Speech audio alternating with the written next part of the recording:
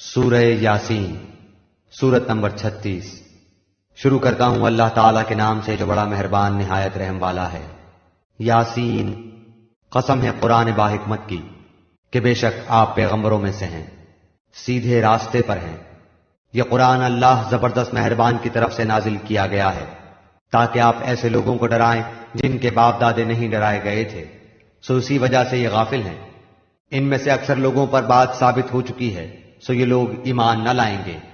ہم نے ان کی گردنوں میں طوق ڈال دیے ہیں، پھر وہ ٹھوڑیوں تک ہیں جس سے ان کے سر اوپر کو الٹ گئے ہیں، اور ہم نے ایک آڑ ان کے سامنے کر دی اور ایک آڑ ان کے پیچھے کر دی جس سے ہم نے ان کو ڈھانک دیا، سو وہ نہیں دیکھ سکتے۔ اور آپ ان کو ڈرائیں یا نہ ڈرائیں دونوں برابر ہیں، یہ ایمان نہیں لائیں گے۔ بس آپ تو صرف ایسے شخص کو ڈرا سکتے ہیں جو نصیحت پر چلے اور رحمان سے بے دیکھے ڈرے، سو آپ اس کو مغفرت اور باوقار اجر کی خوشخبریاں سنا دیجئے۔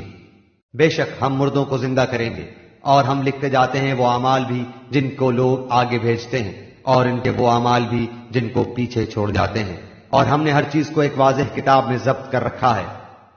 اور آپ ان کے سامنے ایک مثال یعنی ایک بستی والوں کی مثال اس وقت کا بیان کیجئے جبکہ اس بستی میں کئی رسول آئے۔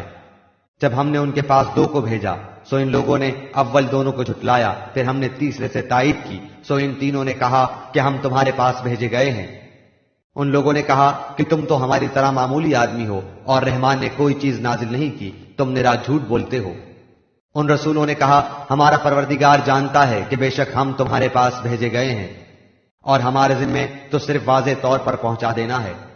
انہوں نے کہا کہ ہم تو تم کو منحوس سمجھتے ہیں، اگر تم باز نہ آئے تو ہم پتھروں سے تمہارا کام تمام کر دیں گے اور تم کو ہماری طرف سے سخت تکلیف پہنچے گی۔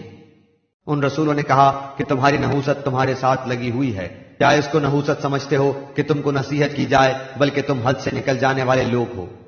اور ایک شخص اس شہر کے آخری حصے سے دوڑتا ہوا آیا، کہنے لگا اے میری قوم، ان رسولوں کی راہ پر چلو، ایسے لوگوں کی راہ پر چلو جو تم سے کوئی معاوضہ نہیں مانگتے اور وہ راہ راست پر ہیں۔ اور مجھے کیا ہو گیا ہے کہ میں اس کی عبادت نہ کروں جس نے مجھے پیدا کیا، اور تم سب اسی کی طرف لوٹائے جاؤ گے۔ کیا میں اسے چھوڑ کر ایسوں کو معبود بناؤں کہ اگر اللہ رحمان مجھے کوئی نقصان پہنچانا چاہے تو ان کی سفارش مجھے کچھ بھی نفع نہ پہنچا سکے اور نہ وہ مجھے بچا سکے؟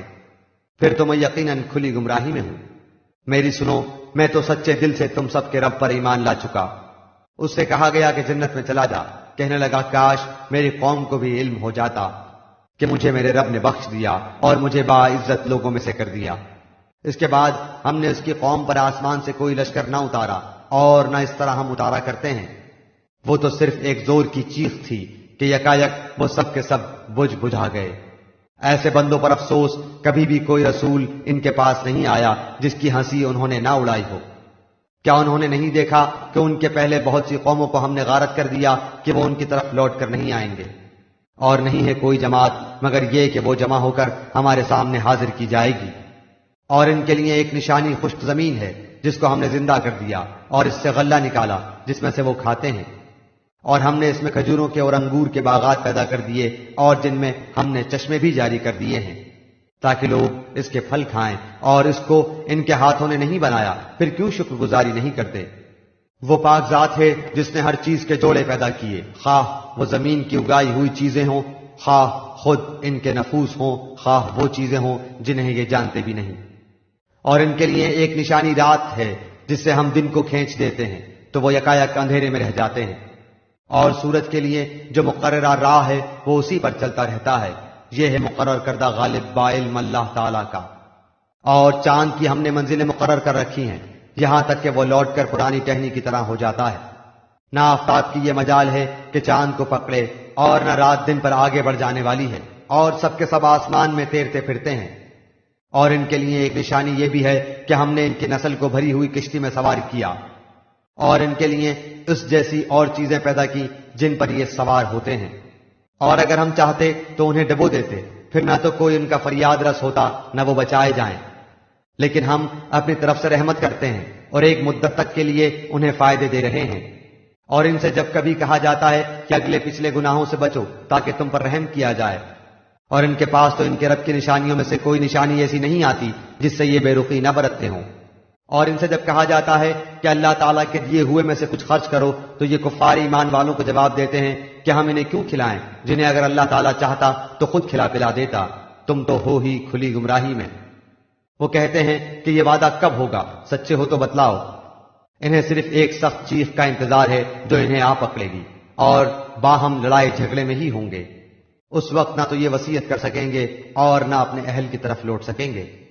تو سور کے پھونکے جاتے ہی سب کے سب اپنی قبروں سے اپنے پروردگار کی طرف تیز تیز چلنے لگیں گے، کہیں گے ہائے ہائے، ہمیں ہماری خوابگاہوں سے کس نے اٹھا دیا؟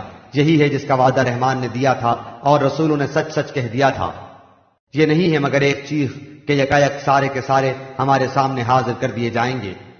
بس آج کسی شخص پر کچھ بھی ظلم نہ کیا جائے گا اور تمہیں نہیں بدلہ دیا جائے گا مگر صرف انہی کاموں کا جو تم کیا کرتے تھے۔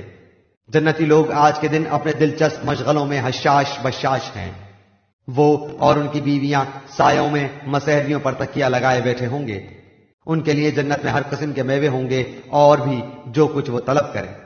مہربان پروردگار کی طرف سے انہیں سلام کہا جائے گا، اے گناہگارو آج تم الگ ہو جاؤ۔ اے اولاد آدم، کیا میں نے تم سے قول و قرار نہیں لیا تھا کہ تم شیطان کی عبادت نہ کرنا، وہ تو تمہارا کھلا دشمن ہے، اور میری ہی عبادت کرنا سیدھی راہ یہی ہے۔ شیطان نے تو تم میں سے بہت ساری مخلوق کو بہکا دیا، کیا تم عقل نہیں رکھتے؟ یہی وہ دوزخ ہے جس کا تمہیں وعدہ دیا جاتا تھا۔ اپنے کفر کا بدلہ پانے کے لیے آج اس میں داخل ہو جاؤ۔ ہم آج کے دن ان کے منہ پر مہر لگا دیں گے اور ان کے ہاتھ ہم سے باتیں کریں گے اور ان کے پاؤں گواہیاں دیں گے ان کاموں کی جو وہ کرتے تھے۔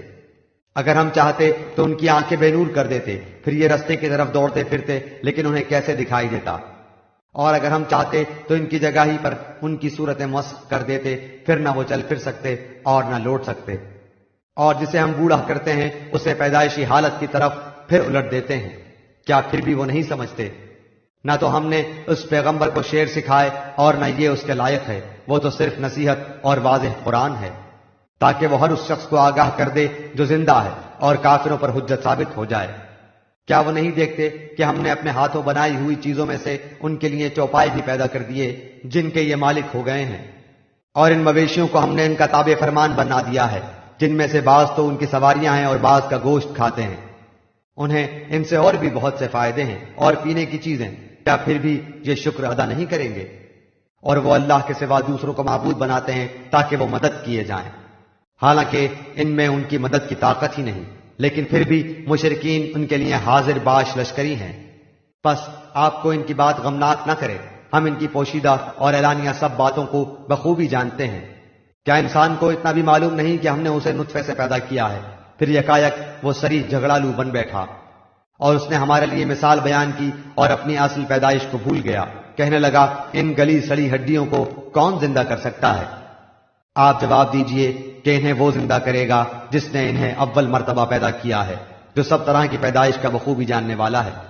وہی جس نے تمہارے لیے سبز درخت سے آگ پیدا کر دی جس سے تم یکایک آگ سلگاتے ہو، جس نے آسمانوں اور زمین کو پیدا کیا ہے، کیا وہ ان جیسوں کے پیدا کرنے پر قادر نہیں؟ بے شک قادر ہے، اور وہی تو پیدا کرنے والا دانا بینا ہے۔ وہ جب کبھی کسی چیز کا ارادہ کرتا ہے اسے اتنا فرما دینا کافی ہے کہ ہو جا، وہ اسی وقت ہو جاتی ہے۔ پس پاک ہے وہ اللہ جس کے ہاتھ میں ہر چیز کی بادشاہت ہے اور جس کی طرف تم سب لوٹائے جاؤ گے۔